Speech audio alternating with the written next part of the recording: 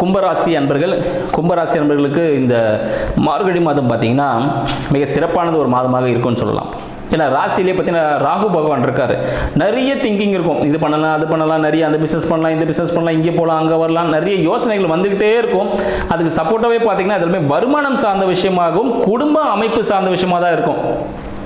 ஏன்னா ராசி அதிபதியை பார்த்தீங்கன்னா மீனத்தில் 2ல் இருக்கிறாரு. அப்போ பார்த்தீங்கன்னா அவங்களுக்கு என்ன இருக்கும், ஒரு வருமானம் ஈட்டணும், சரிங்களா, ஒரு குடும்பத்தை அமைக்கணும், ஒரு திருமணம் செய்யணும் அப்படின்ற ஒரு திங்கிங் தான் இருக்கும்.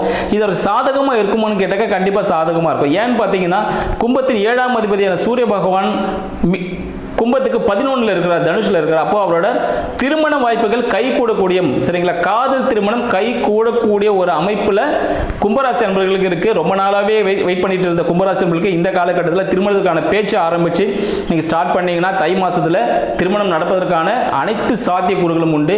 குழந்தை பாக்கியத்துக்காக இயக்கிக் கொண்டிருக்கிறவர்களும் குழந்தை பாக்கியம் ஏற்படும். ஏன்னா இப்போ குரு பகவான் பார்த்தீங்கன்னா மிதுனத்தில் இருக்கிற 5ல் இருக்கிறார். ஸோ குழந்தைக்கு அதிபதி அவர் தான், உங்களுக்கு 11ஆம் அதிபதி அவர் தான். ஸோ வீட்டில் குழந்தை சத்தம், சரியா, மழலை சத்தம் கேட்கக்கூடிய அமைப்பு ஏற்படுவதற்கு வாய்ப்புகள் அதிகம் உள்ளது. ஸோ கும்பராசி அன்பர்கள் இந்த காலகட்டத்தில் திருமணம் ஏற்படும், குழந்தை பாக்கியம் ஈஸியாகவே கிடைச்சிடும் சொல்லலாம். தொழில் சார்ந்த விஷயங்களுக்காக முயற்சி செய்து கொண்டிருக்கிற தொழில் சார்ந்த விஷயங்களும் ப்ரமோஷன்ஸ் கிடைப்பதற்கான வாய்ப்புகள் கும்பராசி அன்பர்களுக்கு இருக்கு. தங்களின் 3க்கும் 11க்கும் 10க்கும் அதிபதியானவர் 11ல் இருக்கிறார்.